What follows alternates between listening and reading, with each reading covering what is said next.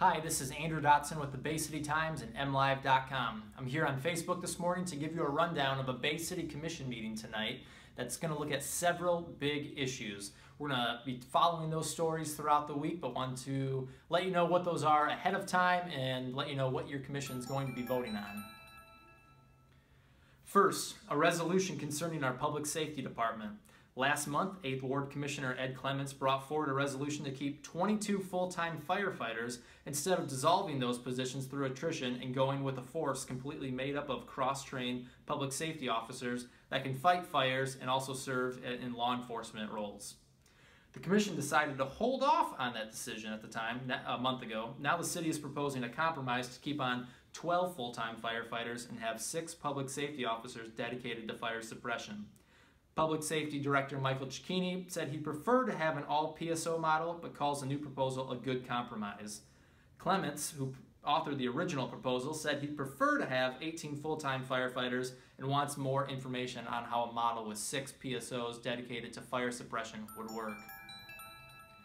After 2 meetings for and against welcoming the medical marijuana industry to town, the Bay City Commission votes on opting into the state's Medical Marijuana Facilities Act. By approving the resolution, it simply opens the door for Bay City to start crafting ordinances and eventually accepting applications from growers and dispensaries. Neighboring Bangor and Pinconning townships have already approved ordinances and updated their zoning and are starting to see early revenue that the industry could provide.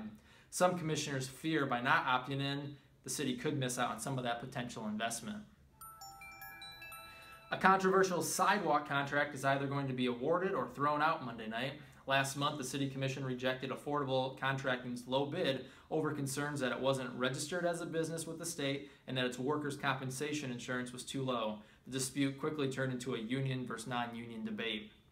Last week, union officials criticized the city over its recommendation of the company. If the Commission approves a $900,000 contract, Affordable wouldn't start its work until next year. If they reject the contract, it's likely that the project would be rebid.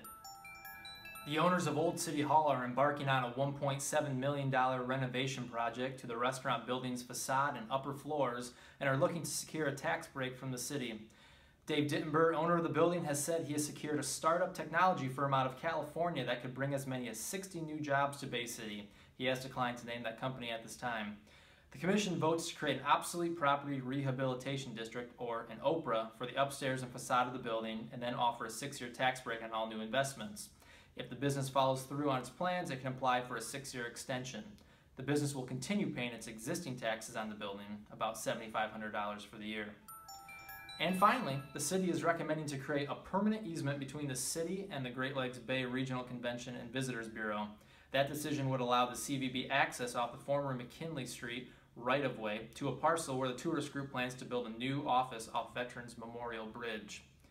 Tonight's meeting begins at 7:30 p.m. at Bay City Hall, 301 Washington Avenue, and make sure to follow the Bay City Times Facebook account for up-to-minute news from that meeting. We'll be posting to that page and then follow-up stories on MLive.com. This is Andrew Dotson with the Bay City Times and MLive.com. Thank you.